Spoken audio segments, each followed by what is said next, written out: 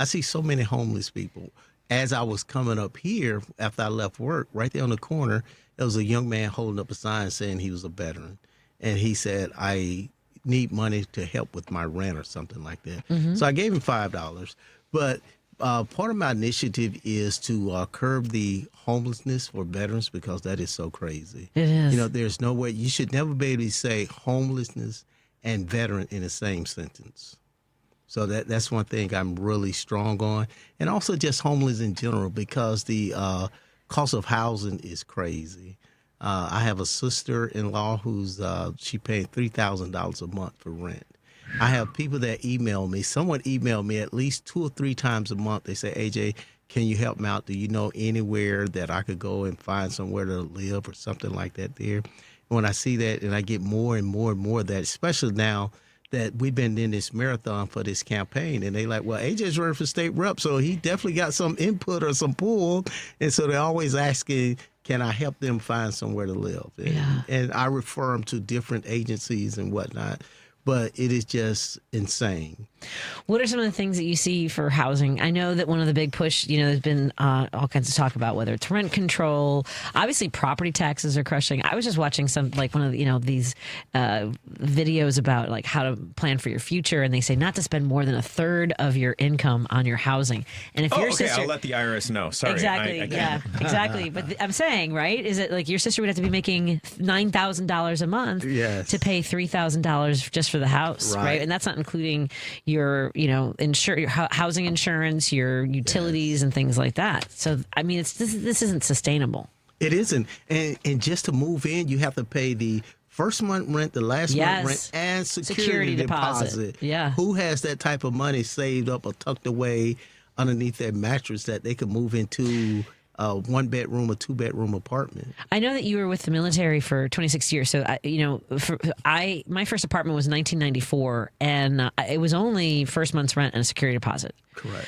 And so I don't know how that's gotten out of control. I don't know. Can we legislate that it's not these overwhelming, these burdensome fees to apply? One, to apply for an apartment. They're charging people to apply for apartments too. Yes, indeed. That's one not thing. Not refundable. Like what a nice scam. Have you ever had to apply for housing, like for for renting an apartment or? Yeah. Yeah, we didn't have to do that in the 90s. Like an application. That's the only system I ever knew. Where every apartment company is going to say, show us your income, your. I guess they might have. How much is it? Like $50? Or is it more? I think it depends. Yeah, I think maybe it was 25, and still, we were minimum wage in 1993 was still $3.35. Oh, the 90s, and we could make it. So what are some of the vision? What are some of the plans you have then for affordable housing in Illinois? Well, the governor is really working on something now that we want to build more affordable housing, which is great because their housing is very limited now. I think due to COVID and the housing industry slowed down just a tad bit, and so there's not enough affordable housing. But not only do I want to provide affordable housing, but I'm looking at how can we do a pathway to home ownership? Because it's just one thing to say, oh, I put you in a low-income housing, but that's temporary. Right. So what we're working on is see how we could get a pathway to home ownership. That would be one of the biggest things that I work on as soon as I get to Springfield. All right. Very good. We're talking to AJ Johnson, who's running to be the next Illinois representative for the State House District 64. Joining us in studio as well is guest co-host Austin May, who is running to be on the McHenry County Board. Again, the election is on November 3rd. Early voting starts on September 24th. Right now is a good time to find out more about the candidates because you might also want to get involved. You might want to go door knocking, volunteer for phone banking, show up at the offices. Where do folks find out more about your campaign? Right. I'm glad you asked that question. It's very easy. If you want to find out, look up AJ for State Rep. That is my website, www.ajforstaterep.com. Or we also on Facebook, AJ for State Rep. We're on TikTok, AJ for State Rep.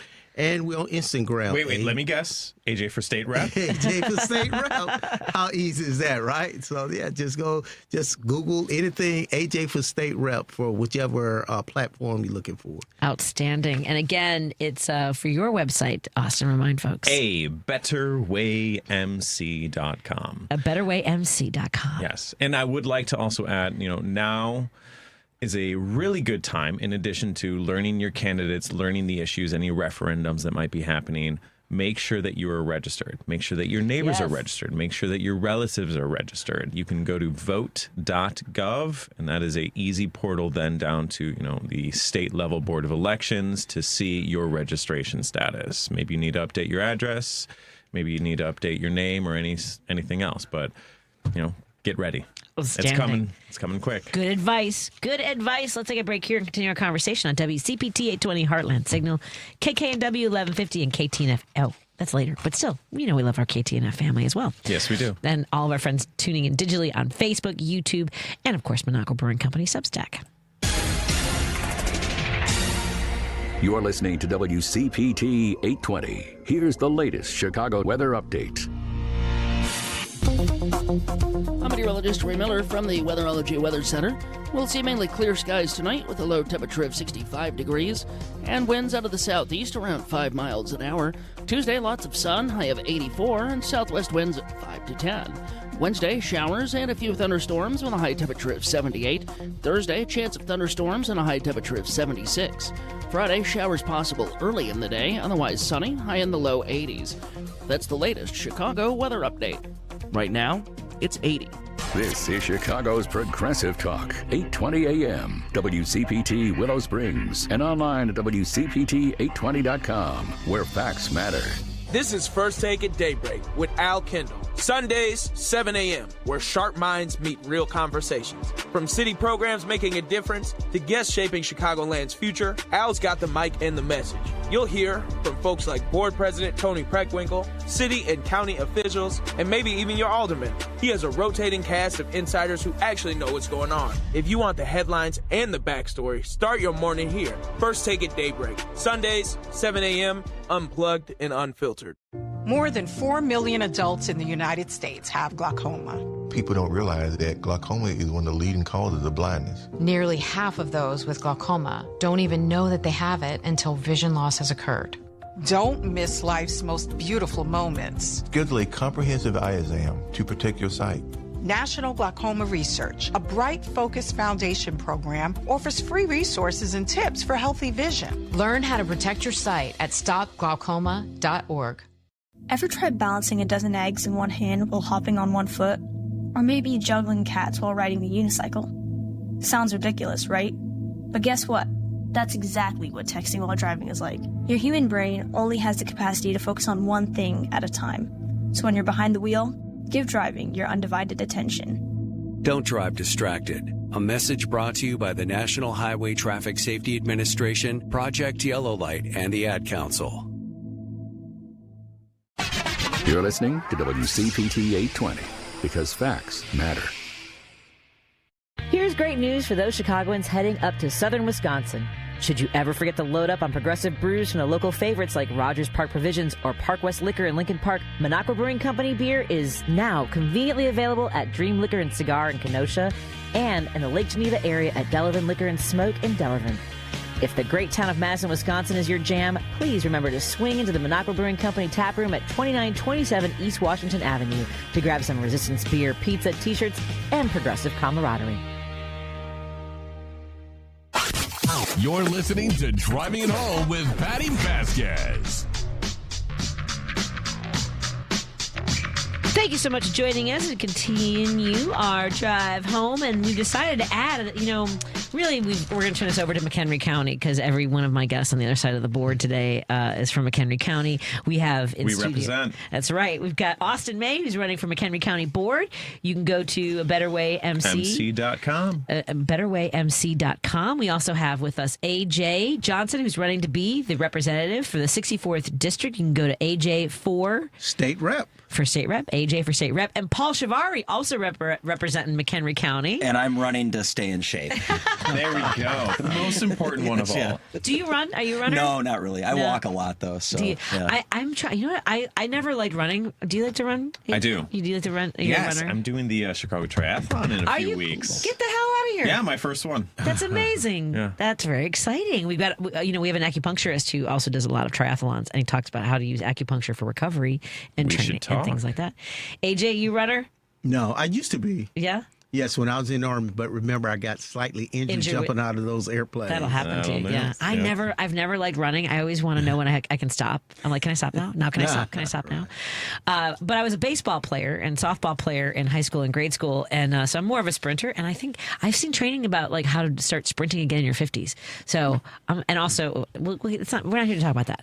I wanted to bring Paul in to talk about. Are we in the middle of the baseball season? We are in the middle of it. And then they do baseball draft in the middle of the season? The draft was a couple months ago during the All-Star break. And then today, actually, as your show started, was the trade deadline, was right at 5 o'clock. For trades, not drafting. Okay, so today was any big trades happen? Any surprises? There were. The Cubs had a flurry of trades today, and then over the weekend as well, it kind of compiled. But yeah, I'm kind of catching up still to some of the ones that came through like towards the end of the deadline, like Nathaniel Lowe going to the Guardians, Kirby Yates going to the Pirates, Casey Mize going to the Padres. These were all within like the last like half hour that these came through. But yesterday, the Cubs getting Kevin Gausman from the Blue Jays, that was a big one.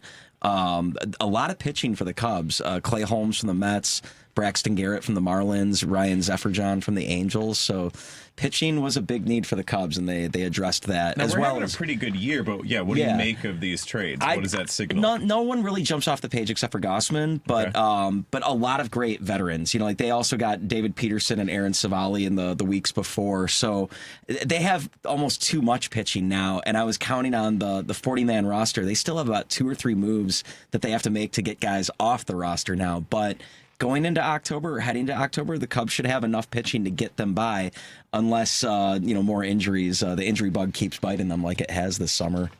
It's got to be wild. I mean, of course, this has been going on for decades, the way they handle trades and drafts and things like that. But it's got to be, I mean, it's just going to be so weird to you're warming up with one team and then get on a plane, you're going somewhere else. That is wild. Oh, yeah, especially because I think Gausman, is going to start against the Blue Jays, his former team, later in the week when the Cubs face them. And then the biggest trade is probably Tarek Skubal, who was with the Tigers. He was the Cy Young Award winner, I believe, last year and the year before. And it's rare that a Cy Young Award winner gets traded in the next season. But he went to the Dodgers, as if they need any more talent on that team. He's supposed to make his debut tomorrow night at Wrigley Field against the Cubs. So a tough break for the Cubs that they are going to have to face such a good pitcher, but at the same time getting Gausman, I think, kind of balances things out for them. Okay. You mentioned some veteran players have been traded. So is that when an organization brings somebody who's maybe got a few more years left, is that also a vision to rebuilding once that? Well, sometimes with the case with Gausman, he's a free agent at the end of the year, so sometimes it's just a rental player. Yeah, that's what I was thinking. Right. Just to beef up for this season. Temporary fix. Maybe if they have some room on the payroll to try and sign him to an extension, but Clay Holmes has some control left, so there is that where sometimes you can trade for a guy that has team control or has a few years left on the contract, and you can build around that for the future. But for the most part, I think all these guys were 1 year, one and done, and then you won't see them next year. If there even is baseball next year, that's a whole different conversation. We have a labor dispute coming up at the end of the year, and seems like the owners want a salary cap and the players don't want a salary cap, and that's been the back and forth. I'd be more forever. surprised if it was the opposite. You're right. Yeah, exactly. I mean, millionaires versus billionaires, but yeah, it's the insiders are all saying that the owners aren't really proposing anything that looks realistic for the players, and the players aren't budging on the fact that there's no salary cap in the game. So stay tuned. This could be a very bad spring for spring training and 2027. Are there? We were talking about how the Cubs are doing this season. I always flash back when there are moments in time that are sort of frozen for me. And the night that Javier Baez was called up and hit a home run in that first game was amazing. I just happened to be watching the game. I used to watch a lot more baseball until the Ricketts took over too much, and I just couldn't take it anymore. Okay. And they give a lot of money to Trump. I think that everything is political, and like I put my money where my values are too. If I get in for free, that's one thing. Like the last game I went to, it was free. I love hot dogs, so I'll have a hot dog. Those are not free; they're very expensive, but they're super tasty.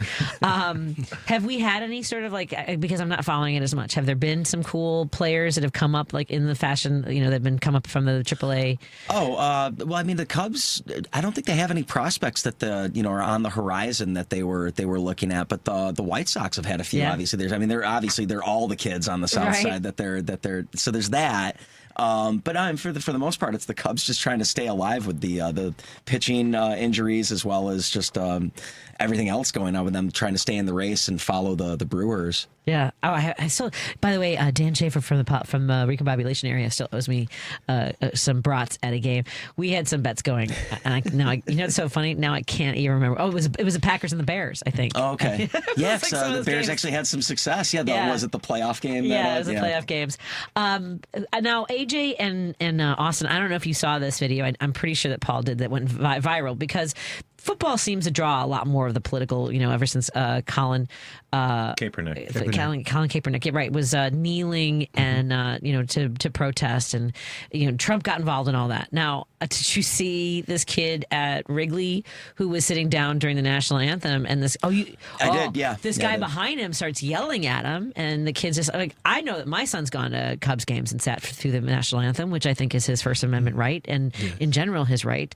And who cares what somebody else does is none of your fracking business.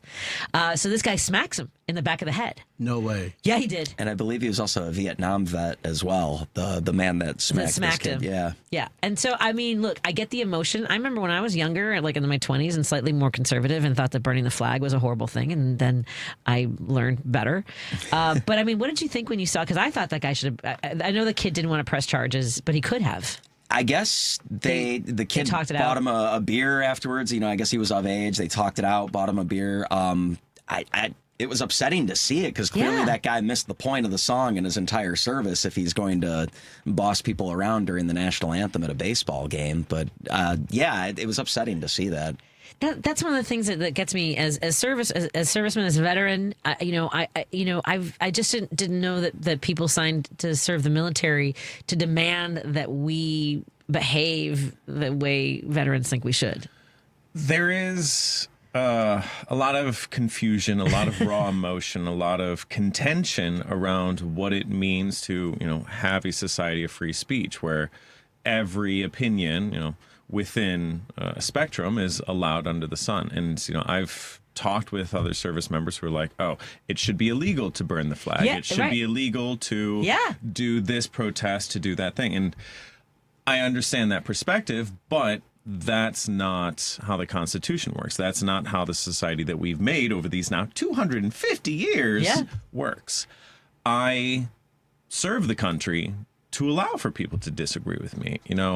Even the founding fathers, go back to the very early debates. There were very contentious debates, fistfights on the, in Congress over whatever the issue of the day is. If we can't disagree politely, then what the heck are we doing? This is one of my things that I love Amy Guth used to say, and I'm sure, I don't know who she got it from, but it was, we can disagree, but we don't need to be disagreeable, which I think is the point. And not that I don't get on my high horse, ride roughshod, but it's usually I'm intolerant of intolerance. I'm intolerant of people who want to spread hate and control the way other people behave. Have you heard of the paradox of tolerance? What's the paradox of tolerance? Anyone? No. So, we're going to go back to 1930s Germany for this little quick history lesson. The most tolerant time ever. Yeah. The ruling political powers of 1930s Germany looked to Hitler and the Nazis as this manipulable, useful element that they could control. But when you bring in a inherently intolerable part to the conversation, to the table, to whatever it is, that intolerance inevitably sort of cannibalizes the entire conversation. If you, being polite and nice and whatever, tolerate Nazis, right, tolerate genociders. Yes, that's fair. Yes. That corrupts the entire conversation. And so we have to be tolerant to, everything under the sun. And so, we're taught that in kindergarten. But the paradox of tolerance shows us in political science that it does not extend to everything, because it will, again, muddy the water, poison the well, one bad apple, whatever idiom you want to use. You can't go all the way. Yeah, that's what I'm saying. I am tolerant, and I have my limits. And that's people who are hateful, want to hurt other people, who are unkind. I'm not tolerant of that. So I'm not intolerant. I'm intolerant of intolerance. Yeah. Good stance. Yeah, that's just it's baked into me. I have an aggressive sense of justice. Almost. Like it's my. Whenever do you ever think about it, like they always ask these like in like workshop things, like the sort of they send people in to have these conversations with you about your personality type, and like or else you'll be asked what's your core value, and I think my core value is justice. I demand it. I just do. It makes me cry. Do you know what your core value would be? Like kindness, or what would you say, AJ? Justice, integrity. Right. Integrity. I like that. Yeah. I didn't mean to put everybody on the spot. No. If you want, Paul, is this like Thanksgiving where we all got to like say what we're thankful for? What are you thankful for? Oh my gosh. These are always so weird. See, but I would say kindness, but sometimes I'm just mean sometimes. So I don't know what you're my mean core when value. People aren't kind. I think that's what. Yeah, because I don't like go out to be mean to people. I think it's like if I get provoked enough. So I would say kindness. Yeah. So, but it's just I could turn. So. What about you, AJ? I mean, what about you, Austin? I'm going to go with curiosity. Ooh, that's a good one. Mix it up a bit. Yeah. If, every day or every whatever measurement of time we want to think it over, if we can continue to grow and learn and change and adapt and see a bigger picture, that's healthy. I know a lot more today than I did a month ago, 10 years ago. Well, being curious means being also absorb and integrate new information. Right. I mean, that's to me, that's what being a progressive or a Democrat. Like, I don't know about Democrats because we run the gamut. But I think that being curious and being that's able the scientific method. Yeah. All those things. We are constantly growing. Yep. Well, we were curious about the baseball trade, so we appreciate that. We didn't get a chance to talk too much about the Women's Professional Baseball League. I didn't get to watch a lot of it. Yeah, I didn't get to see it, but I'd heard they pulled like kind of a 180 on everyone by saying it was going to be free online, and then ESPN got their greedy fingers on it. So it was a little frustrating because I think they see the helpful. I mean, clearly the benefit and the value of it. Oh, absolutely. Yeah, I mean, there's that. I mean, it's a wider audience, but at the same time, it also kind of gatekeeps it from people that were looking forward to watching it for free. They might want to keep it free. I don't know if you saw the national anthem. No. Oh, it was horrible. Really? I don't know who they had singing it, but you got to look it up. Oh, it was like if they asked me to sing it. It was all off key. It was all screeching. I don't know who she was. I apologize if anyone knows her. And like maybe it was some sort of stylized. Maybe I was just hearing it wrong. Yes. But they also had. You're so forgiving. I don't know, but I'm sure the internet has already gone wild and turned into a whole firestorm. It may not. Maybe they didn't need to broadcast that. Like nerves, and then there's the thing. Like if you ever get asked to sing the song, make sure you start at a lower key than you think you can sing, because once you get to that Rockets Red Glare part, that's where the winners and the losers are separated right there. Yeah, it was. Let me see if I can find who was singing it and why. But I came across why was she singing? Well, that's really the question, because they had so much giving so much honor and love for the women who had played. There's a 100-year-old woman who played in the 50s who was part of the inaugural game, and so it was very exciting. Motown, no, oh yeah, really? Oh, never mind. Oh no. Yeah. Some legend. 80, yes.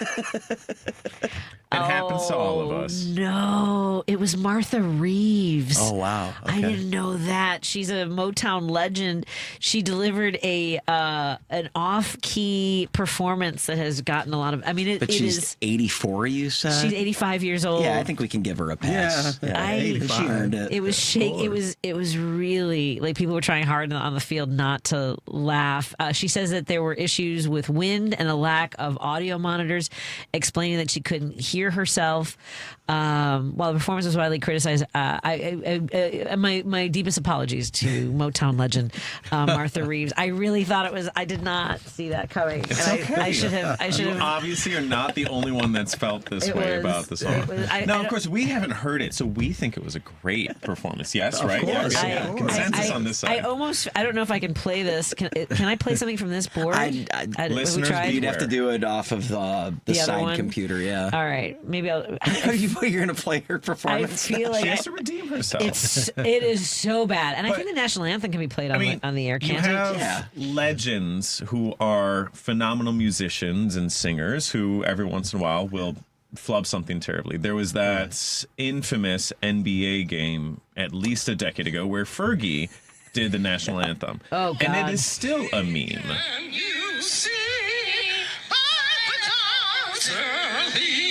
Is she like with a choir? She's got a couple of girls there too. Okay.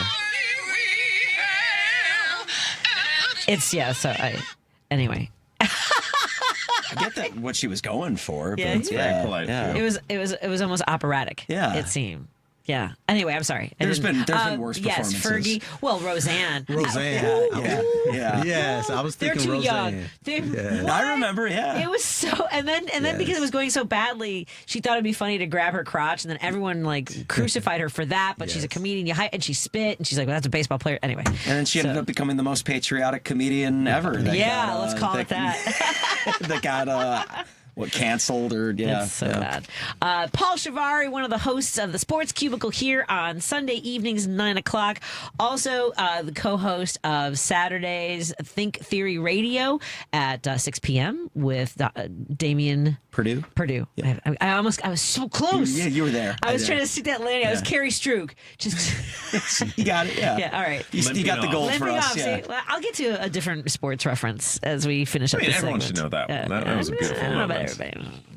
Anyway, thank you so much, Paul Shivari. Thank you. Have a great evening and safe travels home. Are you heading home now? Yes, Did I am. Make you late for your train? I'll probably close out some things, but then, about 5 minutes from now. Thank you for your time. Appreciate it. Let's take a break here and wrap up this hour with our friends AJ Johnson and Austin May in studio with me. We can open the phone lines too if we wanted to check in with our listeners and see what's on your mind today, because there's a lot in the news. Including Gene Pirro apparently folding like an umbrella, according to Dementia Donnie. Yes, that's going to be an interesting one. More after this. I am often asked, why is it important to have a living trust? The most important reason is control, being able to control where your investment accounts, retirement accounts, and your home go upon your passing. This is Tony Moret. I've been an estate planning lawyer here in the Chicago area for over 35 years. You have probably heard my ads here on WCPT over the last several years, and it has been a privilege to be on their airwaves. The reality is, for most people, their assets will go through a court-supervised process in probate court, which can be expensive and takes many months. Having a living trust will make sure this does not happen. Control of your assets will be handled directly by your trusted family member or friend. I will explain every step of the process to make sure you are comfortable with the plan as we move forward. Please call me at 847-996-0496 to start. There is no fee for the initial consultation and no obligation. Again, my phone is 847-996-0496. I look forward to speaking with you. If you're drowning in debt, you need to call Team Hochberg, your trusted local lender, about a fresh start debt consolidation refinance. Today, meet Jordan, 47, project manager, married to Jackie, 43, executive assistant, combined income 260 G's a year, living in a $600,000 home with their 3 kids, called to pay off $120,000 worth of credit card debt, high interest rate consumer loans, and 2 401k loans. Team Hochberg loan officer Cindy Piazza helped Jordan and Jackie pay off their debt, eliminated their stress with the Team Hochberg Fresh Start Debt Consolidation Refinance, which saved them over $12,000 a year. Team Hochberg's helped thousands of radio listeners, but we can't help if you don't call 855-563-2843 or visit 56david.com. That number again is 855-563-2843 or visit that website you know and love, 56david.com. Atlantic Coast Mortgage, Equal Housing Lender, NMLS 643114. Alexa, play WCPT. WCPT from TuneIn. Listening to Driving It Home with Patti Vasquez. Thank you so much for joining us. We continue our conversation here on WCPT 820 Heartland Signal and KKNW 1150. This is kind of funny.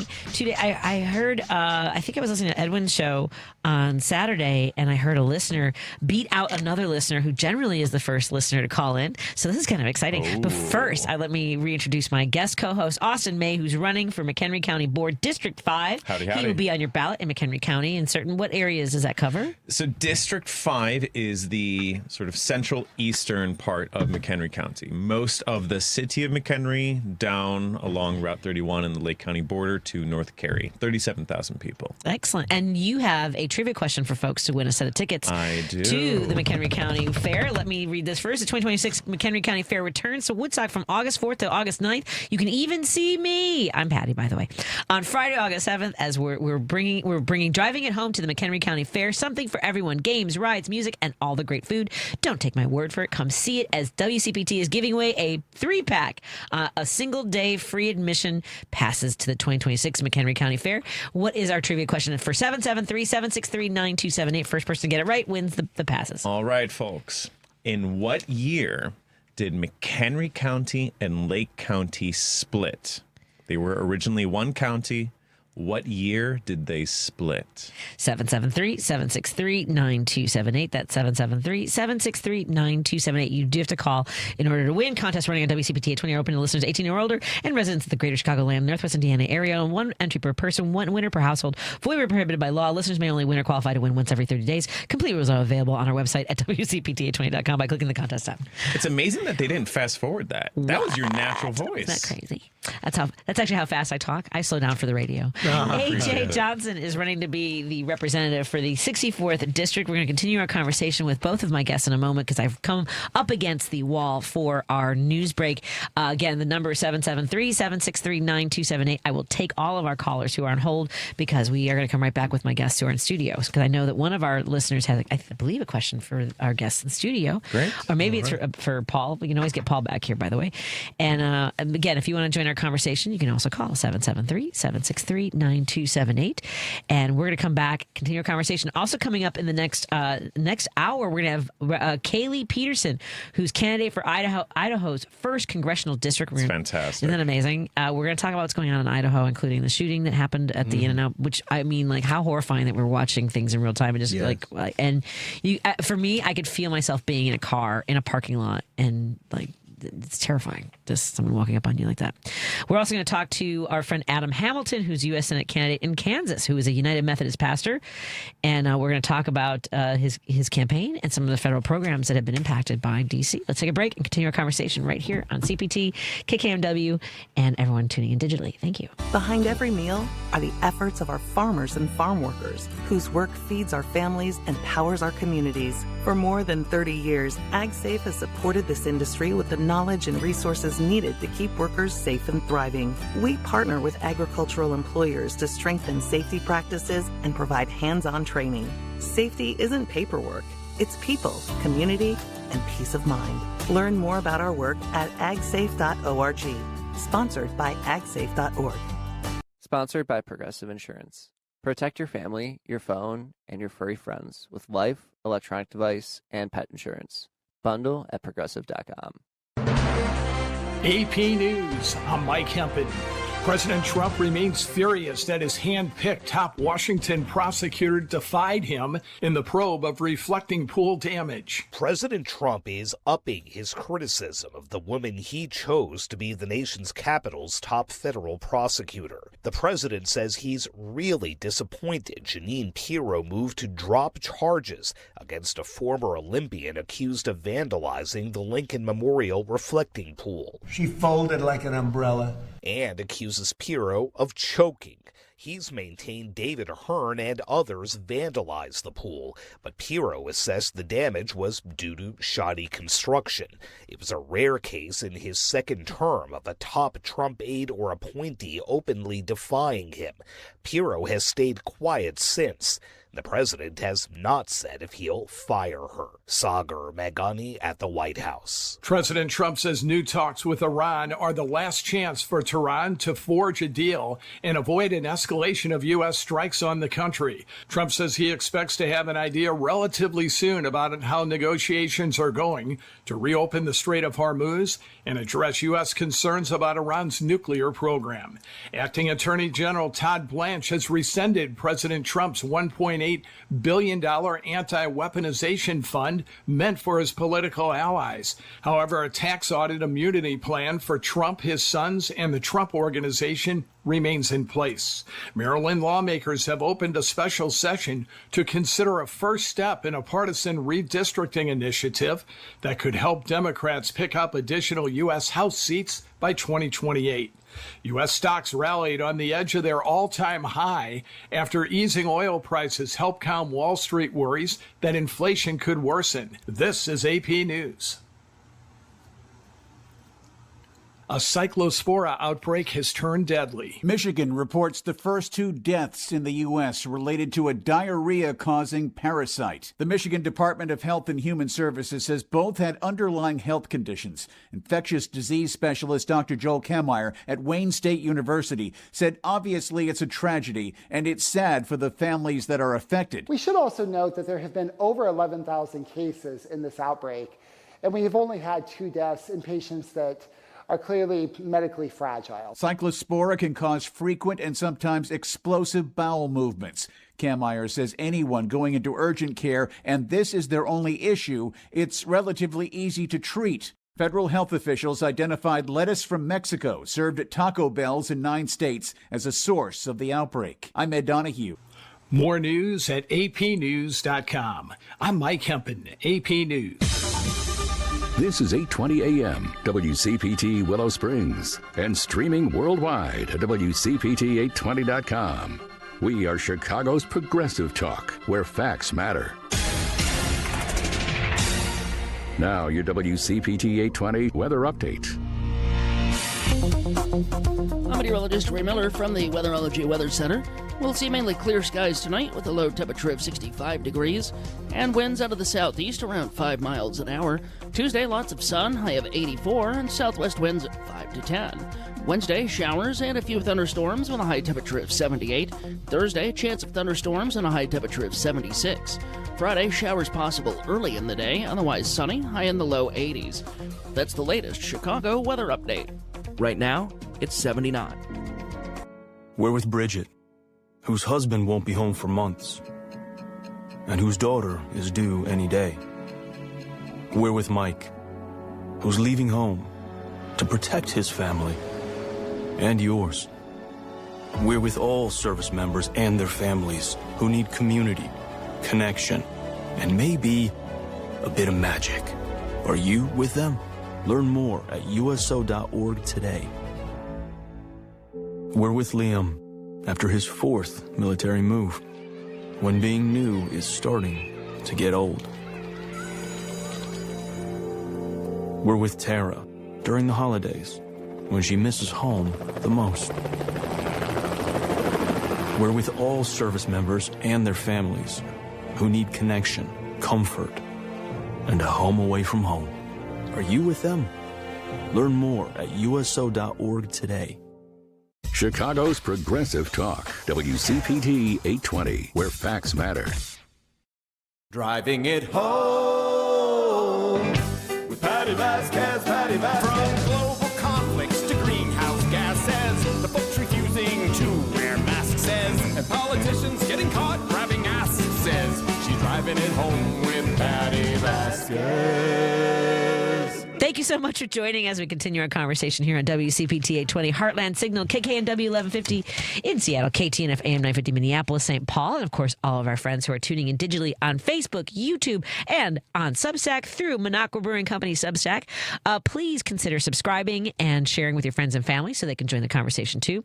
I wrote an essay today called Vandals, and it was about the idea that this president is very angry at his DOJ and Judge Jean Pirro for claiming and explaining that they could not prosecute the gold medalist kayaker for vandal when it was a faulty installation and the company that Trump himself hired. They were donors to his campaign and went from $2 million estimate to over $14.5 million. And in the meantime, we are spending billions of dollars on a war in Iran. We are cutting $1 trillion from programs that help people stay in their communities and try to provide for their families, including SNAP benefits, Medicare, Medicaid. Anyway, the real vandals are the ones who are grifting off of this. And at the same time, the word affordability apparently was just made up this it's make year. Believe. Yeah. It's Democrats came up with thing. it. Yeah. Affordability is not a kitchen. Very strange. We have in studio with us, that is candidate for District 5 of McHenry County Board. He'll be on the ballot on November 3rd with early voting starting September 24th. That is Austin May. Hi there. You can go to abetterwaymc.com, abetterwaymc.com, A Better Way MC for McHenry. BetterWayMC.com. Exactly. Yep. And also joining us in studio is a veteran of the United States Army, 26 years, and serving for 26 years, as well as teaching JROTC in McHenry County. Yes. As our friend AJ Johnson, who's running to be the representative of the 64th State District of Illinois, and he'll also be on your ballot November 3rd. So very exciting. Yes, it's exciting to be here. Again, AJ for State Rep. You can find me on Facebook, Instagram, TikTok, and our webpage, AJ for State Rep. That covers parts of Lake County and parts of McHenry County, Lake Villa, Antioch, Lakemore, Volo, Ingleside, Fox Lake, Spring Grove, Johnsburg, Wonder Lake, McCullum Lake, and parts of McHenry. McHenry feels huge. It is. It is. Volo, which is where they have the automobile museum, Yes. as well as that Western. Is that Western Town still open? The country in Western Town? Do you know what I'm talking about? No, so maybe it's not open anymore. It used to be like isn't the Railroad Museum somewhere? No, it's not. The Railroad Museum's in Union. Union. So maybe so is that country in Western Town. I feel like they're close. I thought Volo was there too. At any rate, let's, before we get to our first caller who has a question for our guests, I believe, or for the conversation, let's get to our listener who has an answer for the McHenry County trivia in order to win a set of passes to McHenry County Fair, which is returning to Woodstock from August 4th through the 9th. And we have a pair of passes to give away today and tomorrow. And we have Jim in Lake County. What's your answer to our guest, Austin May's trivia question? It is March 1st, 1839. Whoa! Yes, sir. 1839. Outstanding. Were you planning to go to the McHenry County Fair? Yeah, I'm actually working at the Democratic table Wednesday, and then I was going to come see you Friday night. Hey, excellent. Fantastic. And now you've got some passes to share with folks. Did Lady B get all of your information? Please hang on the line so Lady B can get all of your information. Again, our friend Jim from Lake County was split from McHenry County back in 1839. Is going to be joining us at the McHenry County Fair on Friday. And again, the fair is going from August 4th through the 9th, and we would love to see everybody there. Thank you so much, Jim, for calling in. We appreciate it. Let's get to our... Let's see, Lady B's got Jim, so let's go to Dave from Hoffman Estates, who is our first caller into the show today. Hey, Dave, what's on your mind, my friend? You almost said Jim. I did, didn't I? But you were first. Yeah. My question is to you, Patty. Oh, for me? Are you aware that Driving It Home, his 5-year anniversary was actually yesterday, August 2nd. You know what's funny? I did mention it last week because you were the one that sent us a beautiful card. I have that in my office. Yes, I did get it. I mentioned it. I don't know if I mentioned I know I've been talking about it. Sometimes I forget what's on the air and what's just with people in my life and around me. No, we were talking about it in the station. Yes, over the weekend was my 5-year anniversary. So thank you for the card and the lovely wishes for all of us. And Lady B, it's been 5 years for us here on Driving It Home. That is fantastic. Yeah. And do you know why it's called Driving It Home? Tell us. Do you know why? Dave, do you have any guesses? Because you're on during the drive time. Because they wouldn't let me call it the Patti Vasquez show. Yeah. That's true. Go ahead. What was that? But don't forget, too, I tried to get Jim, not Jim, but Jerry Wolski. He's on there too, yeah. Jerry's been here since the very beginning. Yeah. Yeah, and I don't know, maybe Paul too. Paul Chivari, he's done kind of Mr. Everything over with the station. He's done it all. And he's a good man. Absolutely. I would say everybody. OGs. Yeah. Good. Thank you to Mark Pinsky, who, by the way, retired today from WCPT. So Mark Pinsky, who brought me in and wouldn't let me call it the Patti Vasquez Show, but I'm also grateful for the show. I started out at 1 hour, Monday through Friday, from 5 to 6 p.m. Back in 2021. And Dave has been very supportive the entire time. As a lot of our listeners, we also have behind the scenes Matt Cummings, who's our incredible operations manager, and has been incredibly supportive when I wasn't quite sure what I was doing. Of course, Renee in HR. We've got Antonio and George, Andy Miles, who's our executive producer here, Mike Mercado. We've got Nikos, who is our incredible our audience engagement and retention. We've got our incredible newsroom, including Austin and Richard Everwine. And thank you to everybody. I'm going to miss somebody. I know I did. Lady B, did I miss anybody? I'm sure I did. Paul Shavari, you mentioned. And then, of course, we got Dylan and Henry and Devin. Oh, my God. How do I forget Devin? It's a lot of people. It takes a village. It takes, all of these folks make all of our shows possible. And I couldn't do this without my teammates, Richard Chu and Joan Esposito. So thank you so much. And our weekend host, Scott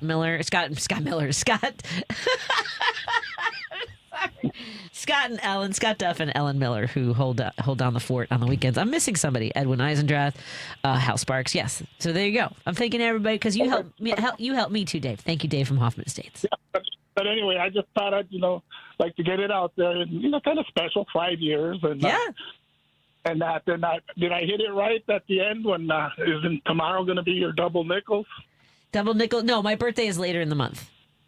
Oh, okay. Sorry. That's all right. You had to call in for that day, too. Yes, I will be 55. Yes, I will be 55 years old. Yeah. Thank you. I love surprising people. I'm not at the point now where, like, when someone takes my driver's license and they're not surprised, like, I don't take it personally anymore. Because it used to be, they were like, get out of here. Now it's just like, yeah, I could see that. No, seriously, get out of here. Anyway, thank you. Thought was there, but you should do like, who was it, Jack Benny, or who was it said that they were 39. 29? I'm 39 years old. Yeah, I did it differently when I started doing stand-up comedy in the 90s. Because people didn't take me seriously because I was 22 years old, I would say that I was in my early to late 20s. My early 20s, which may or may not include my late 20s. And then I was in my 30s, and I said I might be in my late 20s, which may or may not include my early 30s. And I kept moving that. And then I ran for office. And when you run for office, you are applying for a job at and earning the trust of everyone. So I was very honest about being born in 1971. So there you go. Anyway, congratulations again. Thank you.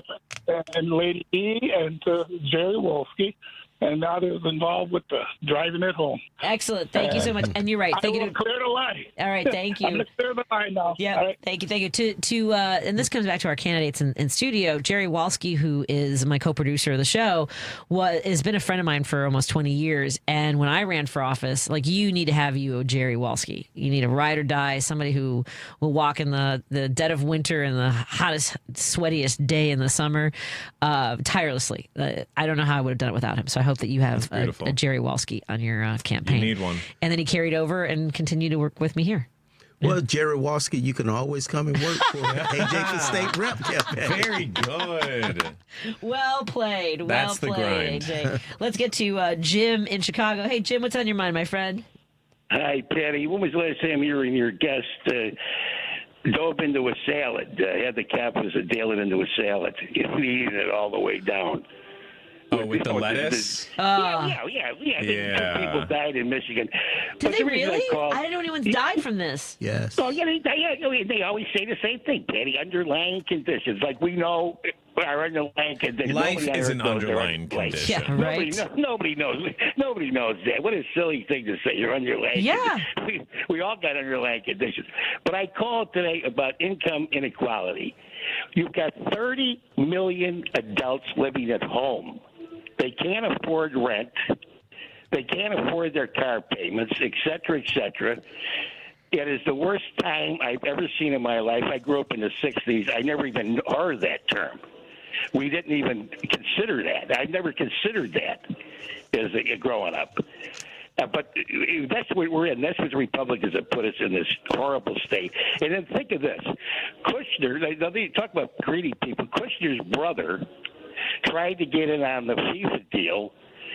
It was roundly rejected, but he only wanted to make $40 million, fill in the zeros, whatever he wanted to make. Just an easy buck, like his brother did. And then you got the reflecting pool. Doug Bergman, the Interior Secretary from the sticks out there somewhere in Montana, he said that Pirro's wrong, that there are actually vandals in the pool. In the meantime, Bergman is running a gold expedition out of Venezuela. He's looking for gold in Venezuela. Now, these are the people we're surrounded with. And income inequality is going berserk. And we have these greedy savages. It's trying to, buy Albania. I'm sorry.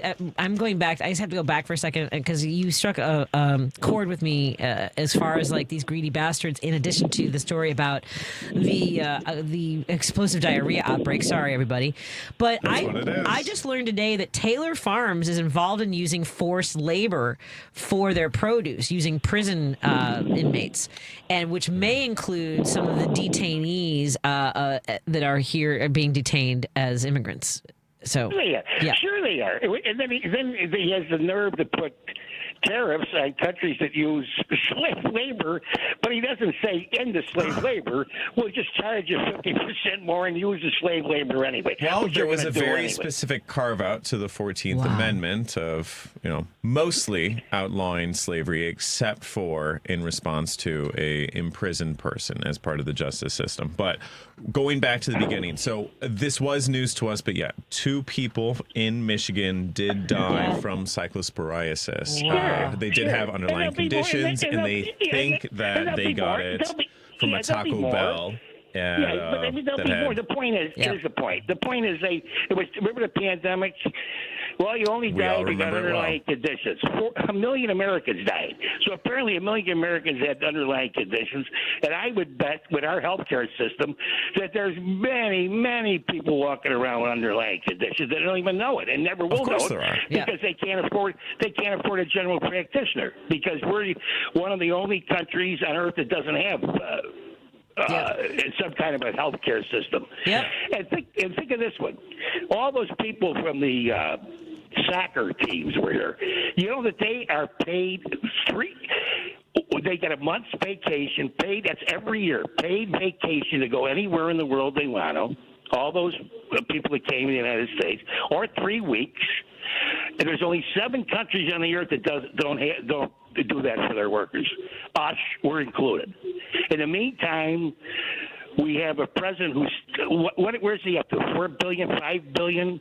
God knows how much money and he's making. Amid all of that, I stumbled across a poll that was actually put out by Fox News of all poll services just about a week ago that really drives your point home, Jim. So, between the Democratic and Republican Party, which political party would handle these issues better? And so I'm going to read them off. Wait a minute. The Democratic Party is better on income equality, healthcare, inflation and prices, the economy, foreign policy, government spending, and even immigration. Americans think the Democratic Party is better on all of those. The Republican Party only takes the lead. I've never voted Republican in my life. Let's put it that way. The Republican Party only takes the lead on national security and crime. Every other issue, people are looking to the Democrats. They're the biggest criminals in the country. We don't. It depends what kind of crime we're counting. Yeah, I mean, they're the biggest criminals.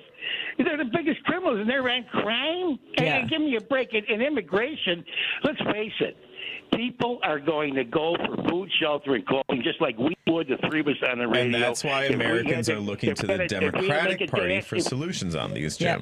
They're not looking to the Republicans anymore. I hope to God we get there in November 3rd. Anyway, thanks. Thank you, Jim. Have a great night. I appreciate it. Let's take a break here. When we come back, we're going to talk to Kaylee Peterson, candidate for Idaho's 1st Congressional District. We're going to talk about her campaign and how people can help the overworked, the stressed out, the physically just demanding work that the firefighters are doing battling the forest fires. More after this with our guests in studio, guest co-host Austin May, who's running for the District 5 McHenry County Board, and our friend AJ Johnson, who's running for the House Representatives for the state of Illinois, District 64. More in a moment on WCPT, KKNW, KTNF, and all of our digital platforms as well. How serious is youth vaping? Irreversible lung damage serious. 1 in 10 kids vape serious, which warrants a serious conversation from a serious parental figure like yourself. Not the seriously know-it-all sports dad or the seriously smart podcaster. It requires a serious conversation that is best had by you. No, seriously, the best person to talk to your child about vaping is you. To start the conversation, visit talkaboutvaping.org. Brought to you by the American Lung Association and the Ad Council. Latinos have been here always, before, during, and after the founding of the United States. We are small business owners rising before dawn to power the economy. Hands that pick, manage, and prepare the food that nourishes America. Builders of our homes, our cities, our roads, our communities. Workers who labor daily to strengthen the very fabric of our nation. We are caregivers, teachers, doctors, engineers, neighbors, families raising the next generation. Latinos contribute over $4 trillion to America's GDP, bringing promise, innovation, and vitality to every corner of the U.S. We are the backbone, an indelible part of the American story. We are America. America is us. Learn more by going to americaisus.org and discover how Latinos have shaped America's journey and continue to forge its future. You know the national parks, but you may not know that they're supported by a strong foundation. A foundation for the future. We are the National Park Foundation. And together with your support, we are building a bold future where national parks are vibrant, protected, and welcoming. Today, tomorrow, forever. Learn more at nationalparks.org/foundation. Chicago's Progressive Talk, WCPT 820, where facts matter. You're listening to Driving It Home with Patti Vasquez. Thank you so much for driving home with us. Joining me in studio is my guest co-host, Austin May, who's running for the District 5 McHenry County Board. And we have A.J. Johnson, who's running for the State House seat for District 64 here in Illinois. Fired up. And well, let's not fire it up too much because there are fires going on. I know. This is terrible. It's a terrible introduction to talk about the horrible fires that are taking so much property, and hopefully people are staying safe in Idaho as well as Washington, the state of Washington. But we want to talk to our friend Kaylee Peterson, who's running for Idaho's 1st congressional district. Let's start with the fires there. How are folks faring these days with everything going on there, Kaylee? It's really tough. You know, I just got off the road. I was up in northern Idaho for about 7 days, and it's difficult when you can't even see across the river because the wildfire smoke is so thick. I was in Spokane just yesterday. My staff flew out of Spokane, and the evacuations are coming right into Idaho. The devastation in a city of nearly 250,000 people. It's devastating. And unfortunately, we have a government that just isn't willing to look at the solutions to prevent these kind of issues. Yeah, I know when a catastrophe like this happens in a state like California, he blames the governor, right? That they didn't rake the floor of the forests and that they misused water. What has been the reaction from the federal government in regards to Idaho's fire? You know, our wildland firefighter fund was at $0 at the beginning of the year. And unfortunately, the reality is when you talk to firefighters, when you talk to our Forest Service, the massive layoffs that happened last year didn't just cause a loss of staffing that is necessary for these fires, but the experience and the knowledge that was forced out is probably one of the biggest issues. So you have departments where they say they're hiring, but they're hiring just a tiny percentage of the actual positions. You don't have the support staff, you don't have the advice, the knowledge, the relief crews. It becomes incredibly dangerous for people on the ground.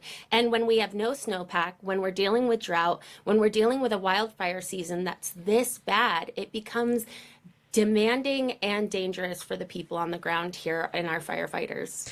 And there's also this disregard for what's really happening with the climate as well.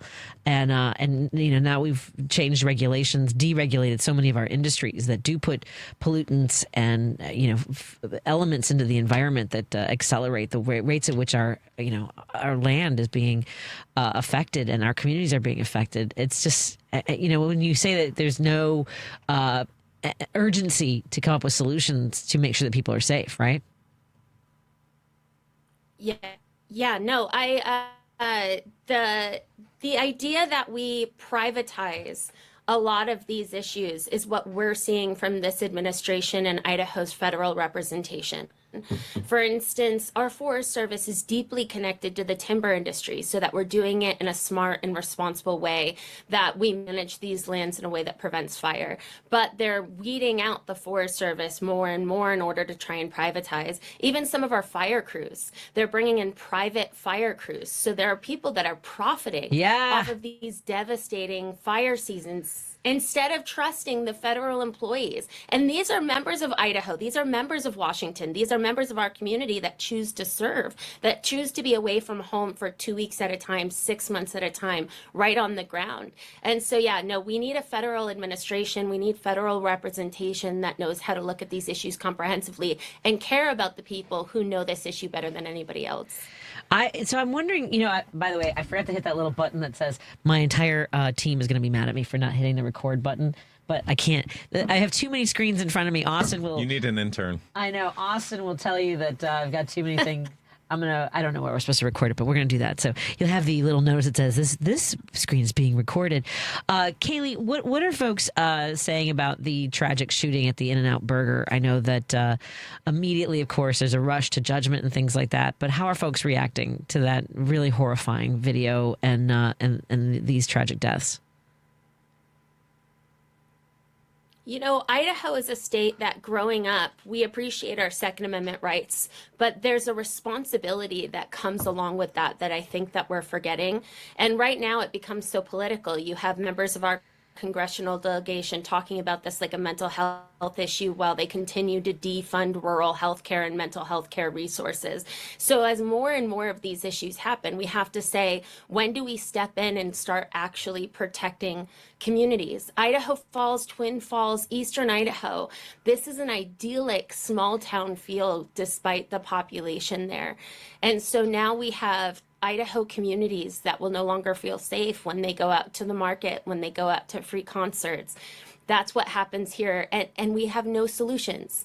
Instead of actually talking about policy and legislation and ways to protect people, our congressional delegation is either silent or making it into social media sound bites and rhetoric that doesn't do any good.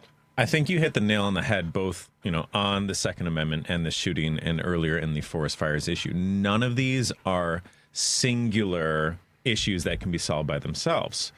A forest fire is forestry management and agency resources and local firefighting experience and just manpower. Likewise, Second Amendment, it's not just, do you have a weapon? Are you allowed to have a weapon? But also, do you have, a community with mental health services for people that need it? Do you have, I had to go through hunter safety courses, all sorts of just little bits that add up to a greater mosaic that makes good policy.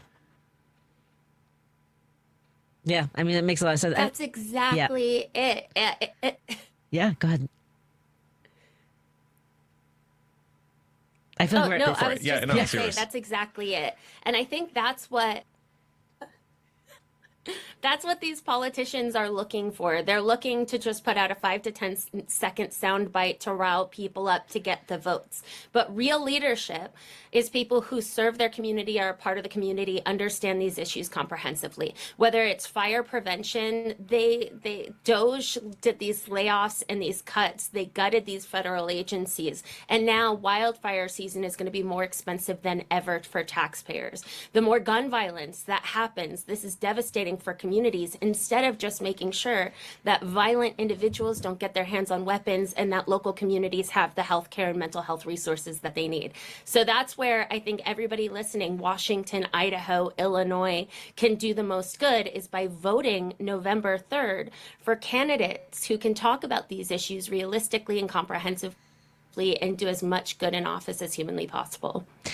Tell us a little bit about, your campaign. I know this is your second time running for the first congressional, or third time. I know you have a path and a plan ahead of you, right? Yeah, this is my third time running. So I started in 2022. We actually just hit 109,000 miles that we've driven across my district. Congratulations, that's huge. It's thrilling to be doing this. Thank you. Yeah. Luckily, I drive a hybrid, so I get great gas mileage. Nice. It doesn't cost too much. But the campaign this year is entirely different because we've done the groundwork in a district that has been completely ignored by national politics, by the DNC, by congressional delegates. We've put in the work to build the foundation. So now in this election, when there's reproductive rights on the ballot, when we have wildfire season, when we have so many trade and economic issues, we are ready to seize the opportunity. I am 37,000 votes away from flipping a non-competitive district. So we need all eyes on Idaho's first and on this midterm election to get it done. Absolutely. And I think you have experienced sort of the shift, the shift in tone from voters who were absolutely never going to listen to a Democrat. I have to guess that their people are open to conversations these days, aren't they? Oh, absolutely. I just got done in Lewiston, Idaho, which is one of my super conservative, super red towns. And I went to a bar that is very well known for being a very, very Trump-friendly bar to host one of my events. And I stayed there for an hour and a half. I answered every question. And every single person at that event, minus one, donated to the campaign, and we earned their vote because we want to fix the economy. We want to fix immigration. We want to fix all of these problems that rural communities deal with day in and day out. So it's just overcoming the social media sound bites. It's actually talking about solutions and showing up in a way that politicians haven't in a really long time.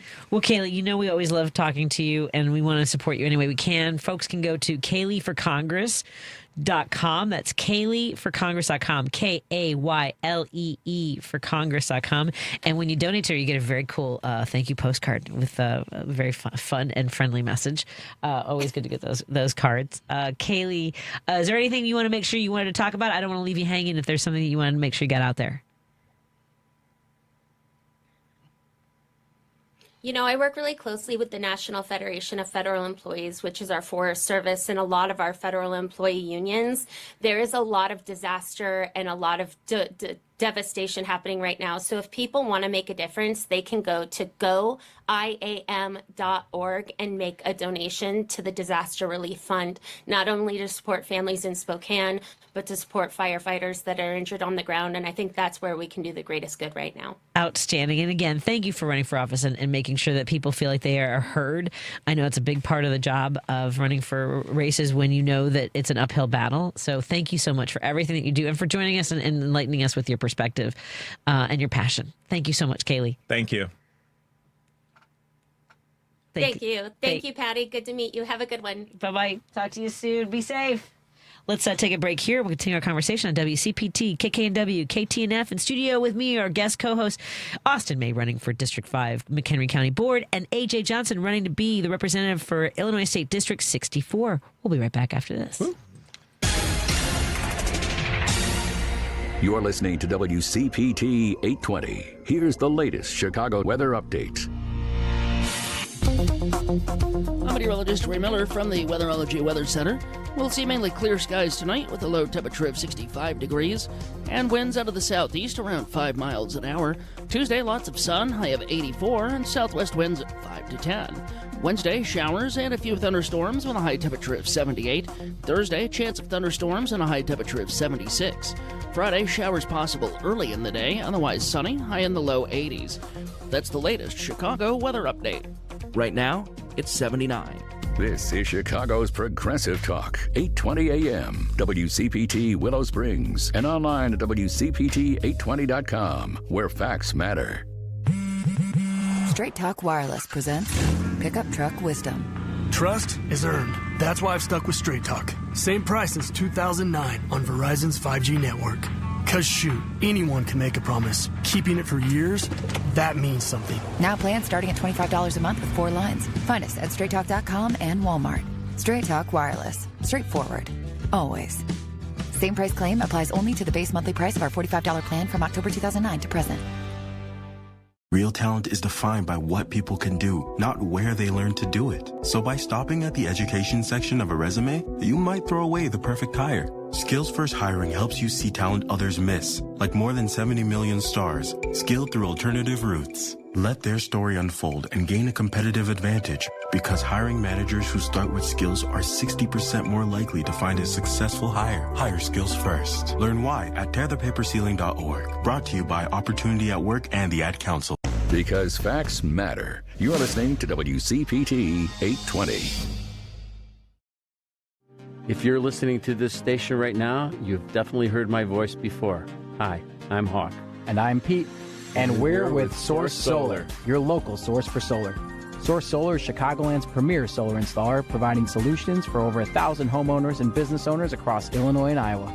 With over a decade of industry experience and deep roots here in Chicago, we have the expertise to help your transition to clean, renewable, resilient energy. We can guarantee that we save you money day one without any out-of-pocket cost to you. This means you have an instant ROI, instant payback, and can save money to add to your bottom line day one. At Source Solar, we source everything as local as possible, meaning we always carry the Made in USA sticker. Find us online at www.source.solar. Stop in our office at 5710 North Northwest Highway or give us a call at 773-985-3992. And don't forget to ask for Hawk or Pete. You're listening to Driving It Home with Patti Vasquez. Thank you so much for joining us as we continue our drive home here on WCPT 820 Heartland Signal and KKNW 1150 and KTNF AM 950. That's Minneapolis, St. Paul, as well as our friends in Seattle and everyone tuning in digitally on Facebook, YouTube, and now Minocqua Brewing Company Substack. Joining me in studio, guest co-host Austin May, who's running for the 5th District McHenry County Board. Yeah, and here we go. Yep, he'll be on the ballot on November 3rd. Of course, early voting in Illinois starts on September 24th. And on that ballot, if you're in McHenry County and are in the areas covered by the Illinois District 64 for the House seat, you'll see the name A.J. Johnson, Master Sergeant, 26 years with the U.S. Army. And joining us on the line now is a candidate. I know we have friends who tune in Kansas. We have U.S. Senate candidate in Kansas. He's a United States Methodist pastor. I don't know why I put states in there, but he's a United Methodist pastor, Pastor Adam Hamilton. How you doing, my friend? I am doing great, Patty. I'm so happy to be on the program with you today. Thank you. Thrilled to have you. Now, did you grow up in Kansas? I did. So I'm fifth generation Kansan. I've lived almost my entire life here, other than college and seminary. Oh, and so what was your family sort of, was it a very religious family? Was it kind of an expectation that you would become a pastor? No, absolutely not. So I was baptized Catholic, then I was kind of nothing, then a Methodist, then I was an atheist, then I finally got to church. And at 16, I just felt this urge and call to be a pastor. So I went off to college and graduate school. And that is quite a long journey. To 16. So just for reference, I was baptized Mormon, confirmed Lutheran, and married in the Catholic Church. So I don't know about having my basis and agnostic along the way.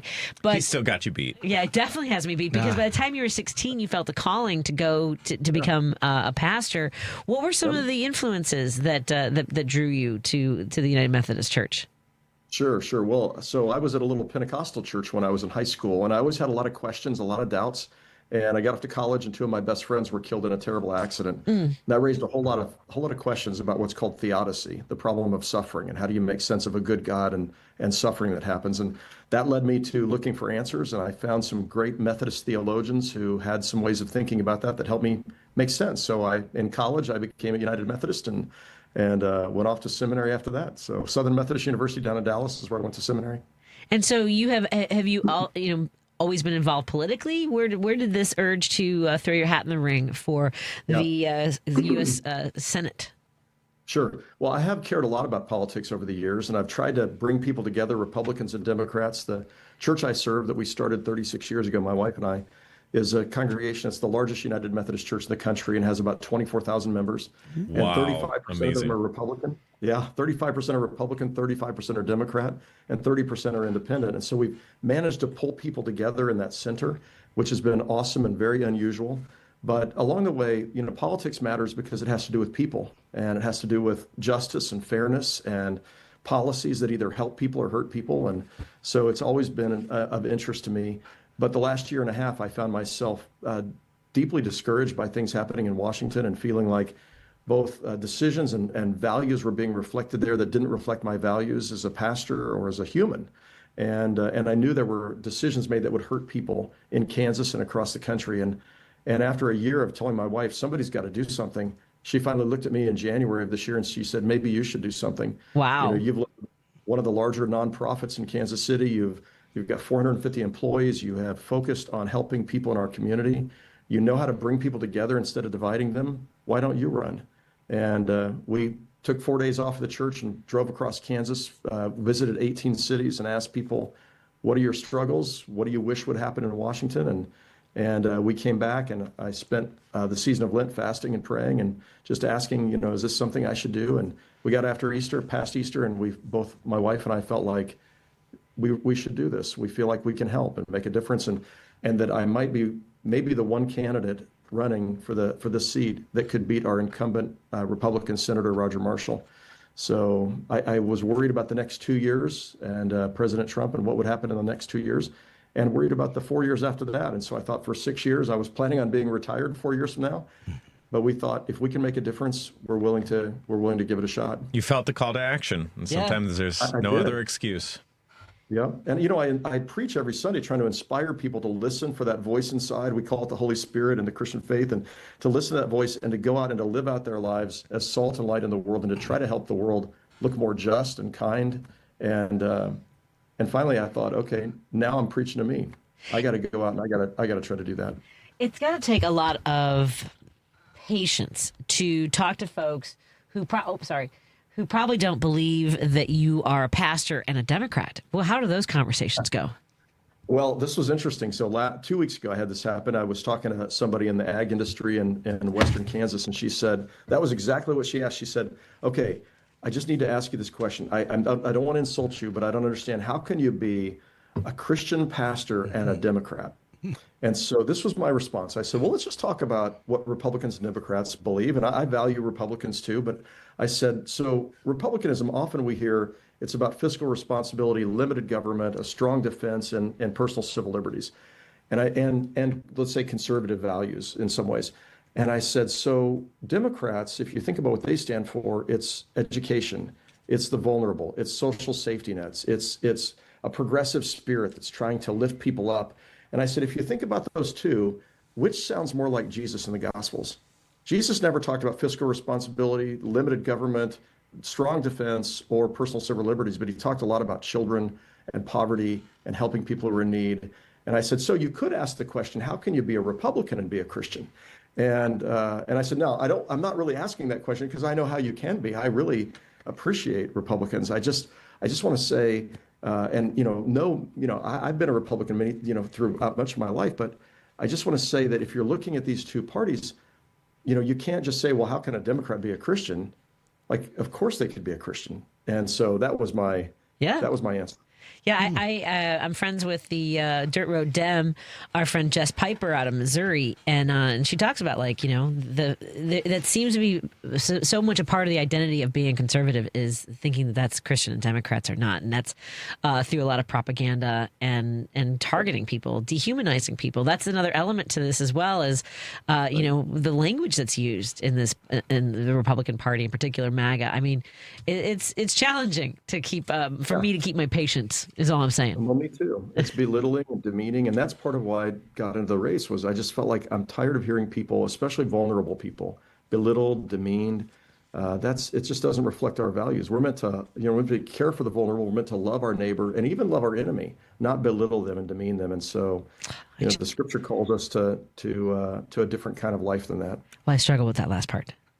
I know. We all do. But that's what makes it worthwhile pursuing. And, Pastor, as you are living it, being able to see the bigger picture and understand that, we're all imperfect. We've all got, I don't know, not necessarily skeletons in our closet, but, just past wrongs, and still finding a way to move forward in a healthier, safer, happier, more prosperous community of tomorrow and the next 5 years, the next 10 years. That takes a different kind of conversation than the ones that, frankly, many Republicans are currently having. So your candidacy is very exciting, I would say. Well, thank you. I'm really grateful for the opportunity to be running. And I was thinking about something, as you just described those values, and of course, grace is a big part of that. Grace is just this undeserved favor, undeserved blessings in our lives. But I was also thinking about a conversation I had in Holton, Kansas, and it's a rural area. And there was a man who came up to me and he said, I just want you to know I'm a single issue voter. And when you hear that, usually that means that person is about, they're concerned about abortion. Sure. And I said, what's your single issue? And he said, I will not vote for anybody who doesn't believe that we're supposed to love our neighbors, we love ourselves. Aww. And I thought, I love you. Aww. Exactly right. Yeah. And it that's has both. been tragic. I don't think there's a better word than that. How empathy has somehow become a curse word, frankly, in the modern American context. I can think of no better example of a life of empathy than Jesus Christ. Yep. To give all of yourself and to do it daily and in life and death. That is what we are called to do. That is public service. Yep. That's exactly right. I mean, and I've taught my congregation, and I do this every day. I get on my knees when I begin the day, and I'm like, here I am. I'm yours. Help me to pay attention. If I see somebody who's hurting, help me to reach out to them. If I see somebody who's hungry, help me to serve. Please help me to pay attention and use me. And I just think, even if you're not a person of faith, the idea that, we're meant for serving other people. We're meant to pay attention. And if you pay attention every day, you're going to find somebody who needs your encouragement or your care or your love. And, today I was making a phone call and I talked to this guy and he described for me he has Alzheimer's. And he says, I'm losing my short-term memory. And I've never met him before, but we began talking and all of a sudden my call wasn't about running for office. Now my call was about this guy's Alzheimer's. And he said, I can't believe you called me today. And he said, and I wasn't trying to call you back. I actually I left him a voicemail. He said, I was trying to listen to the voicemail, but I actually called you. And so we started talking about it. I said, tell me how you're feeling, and we talked about fear and we talked about hope and we talked about, and at the end I said, this is not a routine thing on the campaign trail, but I just said, and I knew he was a person of faith. I said, can I pray for you right now? And, my campaign call turned into a pastoral moment to just care for somebody who was, scared and facing, something that was frightening, the loss of his memory. And anyway, it was just this beautiful moment. But I got off the phone and I'm crying sitting here in my call room, and it's just like, I felt like that was the most important moment of my day today was to care for that man in that moment. Yeah. Oh my gosh. And the primary is tomorrow. Do you have is there another Democrat in this race for the primary? So there are 10 other Democrats in this race. There are 11 Democrats running for the U.S. Senate. That's never happened in the history of Kansas, I don't think. You could all play basketball together. Yeah, really? Yeah. It reflects the fact that I think there's a lot of people who are frustrated and upset about what's happening to Kansans by our sitting Republican Senator Roger Marshall, who has voted for things that are bad for people in Kansas, that hurt people in Kansas. And so anyway, but we feel really good about the primary. Our latest poll showed us up about 17 points above the next highest contender. So there's some really good people running, but I think we're in pretty good shape. Wow. Well, I think you are. Yeah, yes. I think that's pretty solid. I know that you're very passionate about the work that you do for serving our communities, and that's part of why you've been called, to run for office. What are your thoughts? Because when I was advocating for programs that support the disabled, the elderly, after-school programs, early childhood child care, there were Republicans in Springfield, and we'll talk to AJ in just a moment when we come back after our conversation. There are Republicans who think that should all be taken over by philanthropic groups, by nonprofits, by charities. And we believe here at WCPT that the government can do harm and can do good. And a lot of that emanates from the states and from the government. What are your thoughts on how they've cut back $1 trillion from programs that help people who need it the most? Right. And then they threw back in $50 billion to say, hey, look what we've done when they've taken away. It was basically, it's disastrous. So what I'd say is, of course, we each need to do what we can do for ourselves. Government isn't the answer to everything. So we have agency. We can do what we can do. Then there's the community, and that includes our faith communities. It includes the local cities, municipalities, the state. But the federal government has a role to play. And when we get to the level of things that people, individuals, and communities can't solve, we need the federal government to step in. And their role is to help. Their role is we all work together. We're all the federal government. We all work together to help each other. And unfortunately, what's happened in the last 2 years is instead of the federal government being a help, it's actually making things worse. So we use this phrase, closing the gap between the world as it is and the world as it's supposed to be. What the federal government is doing now is making the gap wider. They're making things worse rather than making it better. And that's got to change. There's a role that the federal government has to play And all of us as citizens are a part of that. This is us helping each other. And so, yes to individuals taking responsibility, yes to local communities, faith communities, but we need the federal government to do their part. Well, thank you so much for joining us. And I know on this, I didn't even realize that when I looked, I'm like, oh, it's tomorrow. It's the eve of the primary. We wish you the very best. I know that early voting has started, and we look forward to seeing you on the other side of this great work. And thank you for everything. Best of luck. Thanks so much. Watch our race. It's going to be fun. Absolutely. You better count on it now that we know you. Absolutely. Exactly. If I could say this to anybody on your listening to your program, if they can go to hamiltonforkansas.com to find out more about me, our policies, to watch the video that was on Morning Joe. Just have them check it out. But thank you so much. It was great to have a chance to meet you and be with you tonight. Well, and another reason to have you back is we started doing a Theology Thursday every once in a while, and I'd love to have you on for that as well. We have Pastor Jackie. We've got a couple people who are having great conversations about faith and politics, and I think it has a role. So thank you so much, my friend. I love it. That'd be great. I look forward to seeing you again. Thank you. Take care. Thank you. Again, that's Hamilton for Kansas, correct? Yep, hamiltonforkansas.com. Excellent. We will talk to you soon. Best of luck. We'll look forward to watching the results tomorrow. Take care. Thanks. Bye. Let's take a break here and continue our conversation with our guests in studio, AJ Johnson. We want to find out more about his campaign to be the next representative of the Illinois State District 64, and Austin May running to be the McHenry County Board member for District 5. More in a moment on WCPT, KKNW, KTNF, and all of our digital friends.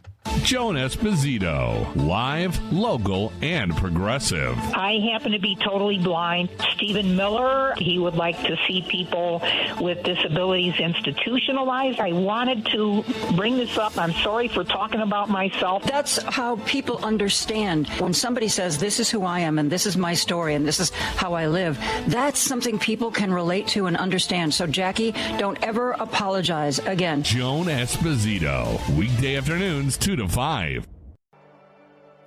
Your child is sick. And with those 4 words, the innocence and joy of childhood disappears. But Starlight has taught us 4 other words that make all the difference. The power of play. Healing begins with happiness. That's why Starlight Children's Foundation provides programs to hospitalized kids to deliver happiness when it matters most. Learn more at starlight.org.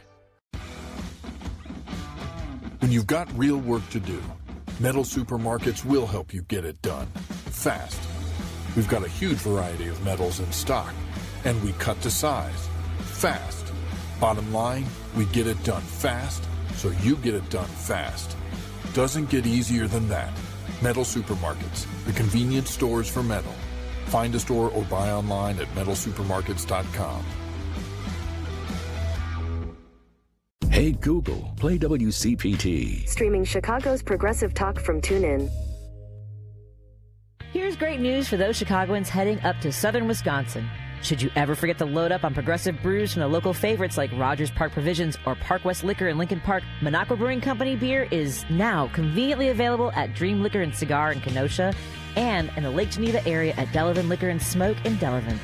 If the great town of Madison, Wisconsin is your jam, please remember to swing into the Minocqua Brewing Company tap room at 2927 East Washington Avenue to grab some Resistance beer, pizza, t-shirts, and progressive camaraderie.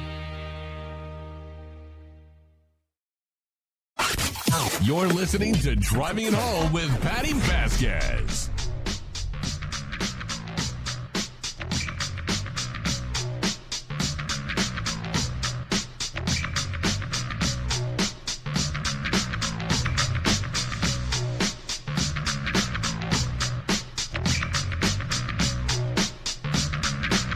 Thank you so much for joining us. We continue our conversation here on WCPT 820 Heartland Signal, KKNW 1150 in Seattle, KTNF AM 950 Minneapolis, St. Paul. Hello to our friends who are tuning in on Facebook, YouTube, and Minocqua Brewing Company Substack. Please consider subscribing and sharing with your family and friends so they can join the conversation too. Thank you to our friends from McHenry County for providing those passes. We will have some more for the McHenry County Fair tomorrow. And I know that our guest co-host Austin May, who's running to be board member of the McHenry County Board District 5, will be at the fair with us on Friday. So will Natalie Ziemba, Councilwoman Natalie Ziemba, and our friend AJ Johnson, who's running to be the representative for Illinois State District 64. Will you be at the fair this weekend, my friend? Yes, I will be at the fair on tomorrow, opening night. Oh, you're going to open tonight? All right. Yes, from 6 till 9 or 10, whenever it closes. Party goes all night. I'll be there Tuesday. I'm also there on Friday, Saturday, and Sunday. You'll be there. Wow, it's quite a bit. Well, We're I will going to do see some you. bull riding and some funnel cake. I'm excited. I'm excited. I was there last year and had a blast. It was my first time going Really? to McHenry County Fair. Normally I go to Lake County Fair, which Okay. is just going on and just finished. But I'm so excited about the McHenry County Fair. I'm like, wow, this is amazing. That's So fantastic. I'm really looking forward to it. Well, it'll be nice to connect with a lot of the folks in your community. You told us earlier one of the things that you're passionate about is making sure that people feel safe in their communities, including having access to housing. What is housing like in McHenry County, and what are some of the factors that is making it a little more unachievable for some folks? Yes, there's a shortage of housing all over, especially in Lake and McHenry County, which causes the prices to go up for trying to rent our house is insane because you have to pay your first month, last month, and security deposit. And sometimes it depends if you rent in a house that's $2,000 a month. So right then and there, you need $6,000 to put down on a house. Yeah, that's not achievable for a lot of folks. Yeah, that's a lot of money. I had someone that called me and they said, AJ, I know you're running for state rep. They said, well, how can I get into a house? Do you know any landlords that are renting? I said, well, what size family do you have? Well, there's 4 kids, a mom and a dad. So they're looking at least a minimum of 3-bedroom house. I said, well, 3-bedroom house, that's going to cost you anywhere from $2,000 to $2,500. Yeah. So that's a lot of money there. So Yes, it is. So we definitely have to make it more affordable for people to go out there and have somewhere to live because, you know, I go out there, like I said before, I see people just hanging out or living on the streets. They have signs out there, and that is totally unacceptable for a country like ours. It should never be that.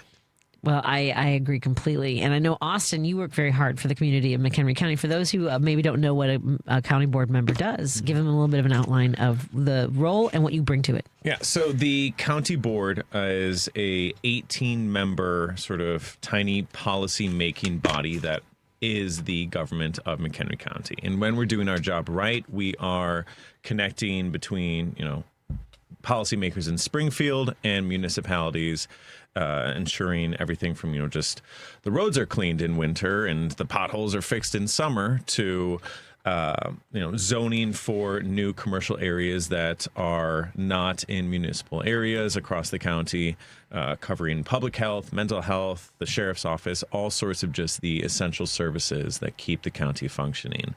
But beyond that, we need, as AJ said really well, to be looking much more seriously than we currently are at the housing issue. So as it stands currently, Illinois is short about 150,000 houses. By 2030, we would need, just to keep pace, 230,000 additional houses across the state. Obviously, we're going to miss those, and you know, every state and every community across the country is. We are in a nationwide housing problem, but for McHenry County and Lake County and Chicagoland and, you know, the broader Midwest area, if we want this to be a place that people can afford to grow a family or to retire in, we need the housing to match it. Well, thank you so much, both of you, especially in regards to wanting folks in your communities to feel as though they can have access to the, you know, the American dream, which is having a house, a roof over your head. Picket fence, a golden retriever, 2.5 kids.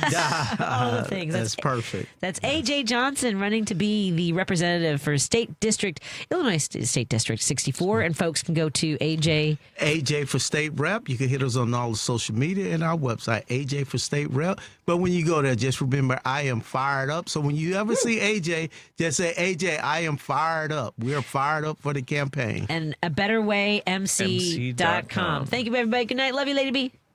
1 in 10 people age 50 and older in the U.S. have early age-related macular degeneration. Because macular degeneration often has no early symptoms, many don't know they have it until irreversible vision loss has already occurred.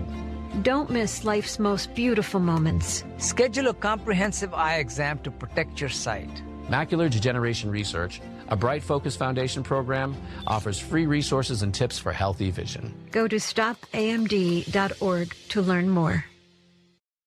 For the ones who get it done, Grainger offers the professional-grade products you need, delivered when and where you need them. Call and